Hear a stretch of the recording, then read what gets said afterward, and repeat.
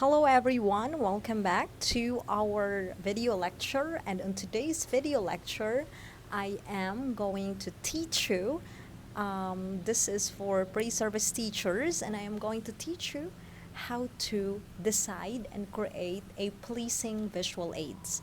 On the last episode of Unsaon Diay, I taught you how to post your visual aids on the board, and in today's video lecture, it's gonna be how you should create it. So, well, there are two things you have to answer. What are you creating? Are you thinking of making a traditional visual aids, or are you going to create a digital visual aid? So, let's get it started. This is the second episode of Unsaon Diay. How would you be able to create a pleasing and good visual aid? So let's start with the first one, traditional visual aids. So if your visual aids is traditional, it means you are going to use cartolina or art paper, manila paper, or whatever it is, no, where you can write or you can paste something. So there are two things you have to consider also. Are you confident that your penmanship is good, or your handwriting is good, and that it can be very visible or not? So if you are not, and you can't get help from others, no, like you can't ask help from others who have good penmanship, but you have the budget, so of course you can print. Okay, you can print the text. It's gonna be costly, but if you're confident that you have a good penmanship, then you can write it on your own. And there are the things that you have to consider either way. Either you will print or you will write. The first one is the font size. So always remember that your title, that is the heading, it should have the biggest font size. So you should also consider the number of students you have and how big is your classroom. Kasi visual aids, it means the last student who is seated in the last row should be able to read what you have posted on the board. So it's not okay that only the front seaters are happy with what they have seen on the board, no? Because it's gonna defeat its purpose. Why are we posting a visual aid in the first place if the students at the back cannot read them? So there's no point at all. So make sure that everybody can read your visual aids, can read the text, right? So that is why it's a visual aid. So the last student seated at the last row should be able to read your text or whatever you posted on the board. So the heading, which is the title, it should have the biggest font size, and your subheadings should have the next font size, so bigger yung font size niya. So biggest will have the title. Subheadings, so for example, you decide for 30, so it could be 26 for your subheading, or 25, and then for your details, no, it could be 20. So depends, because if you have a lot of students and a bigger classroom, so of course you need to consider that it should also be even bigger. But if you have the standard size, pero you only have very few students, so of course you don't need a very big, or really the, kasi yung, for example, 4 rows lang, so they can already read. And that would also be economical for you, no? You don't have to really use a lot of cartolina or paper. So you have to consider the font size. Now, font style. So don't make it very complicated or complex. Just, if you're printing, you just choose the simple ones like Times New Roman and Arial, because what we have to have here is for it to be readable.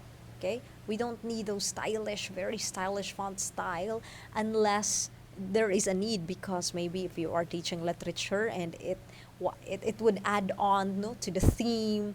So parang thematic yung yung style mo, so it's okay. But if you're not sure, just go with what is simple and what is readable, para you won't make any mistakes, diba? So that's the font style.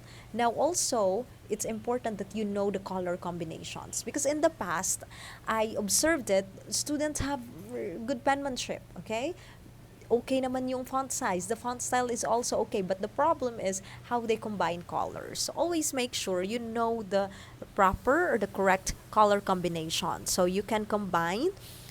Colors should complement each other, okay? So You can combine dark and light colors, but wag yung mga bright na mga neon colors, because those are really, like I noticed, some of them are very striking to the eyes. Like in my case, I have astigmatism. So parang kung makita ko lang yan, no, it's like kind of striking. So wag ganun. You have to make sure it's cool and pleasing to the eyes of your student. So you can have dark and light colors. You mixed it. But if you lack the budget, kasi of course you don't wanna waste, no? Kasi yung iba, they want to style it. So that's why they use not only one but two colors in one visual aid. So if you don't have a lot of budget, then you can have basically just one color. Just make sure that your the color of your text is okay with that. Most of the time we use black, diba? Black lang tayo because very safe. So make use of a light color of your paper, because a black font color is good with light. Kasi pag dark tapos black yung color ng font mo, of course, hindi na yan mababasa pag dark. Kaya nga pag we use the digital, 'di ba, sa PowerPoint. Kung dark yung bali background niya, white naman yung color ng text. So, it's a bit complicated kapag we are creating a traditional. Kasi most of the time, we use pentel pen. And then another thing, when you use pentel pen, please use broad, no, type of pentel pen. Kasi yung broad, makapal yung ano ng letter. Yung fine kasi is very thin. So use broad, and again, pag okay yung penmanship mo, confident ka, okay yun.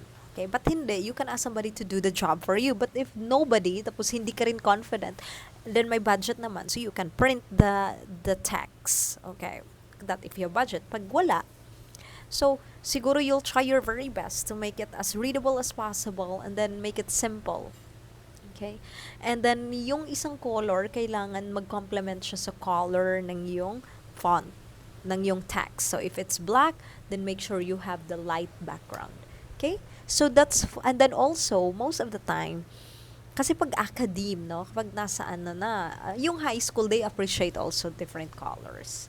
So, okay naman yan. You can decide on monochromatic. So, for example, what is meant by monochromatic? Like shade of pink lang talaga or shade of red. So you would play with the dark red until the light red. So parang yung shade niya is monochromatic. Isa lang. Okay, you can also play with the blue colors. Dark blue and then light blue. Okay, so monochromatic. But if you want it colorful, yes, there are a lot of colors that would complement each other. For example, yung dark blue at saka yung pink. Another is you can have blue and yellow. Okay, it is also, but depende din sa shade. Okay, the shade also makes a lot of sense. So you can look into suggestions online, but I'm gonna post or paste here some of the pictures, no, that you can use or consider when you decide for a color combination. So others, yung iba, I told my students before, no, if you are not you cannot decide, just wag mo nang pahirapan yung sarili mo. You can use white cartolina and then write. Make it clean, make it simple, and at the same time correct. And then you can add some pop-up of colors. Pero wag yung very complicated na para nang hindi na masyadong ma-appreciate. Okay? So, you have to also make sure may theme ka ba? Kung thematic yung kumbaga lesson mo, for example, you're teaching literature and yung ano mo naman, yung literary piece mo is like gothic, no? Gothic yung kanyang theme. So, and you want to bring that gothic theme to your visual aid. So that's okay. That's really good because the student have sort of isa lang yung nasa isip nila. Everything is, like everything is about, no, may connection talaga sa yung lesson. Kasi yan naman para pagkatapos ng session, your students would understand fully and alam nila na everything makes sense. Kung bakit yun yung chino-choose mo and all those things. So that's for your traditional visual aids. Now, what if you have a digital? So sa digital, we're referring to PowerPoint presentation and the other presentation that you can use, no?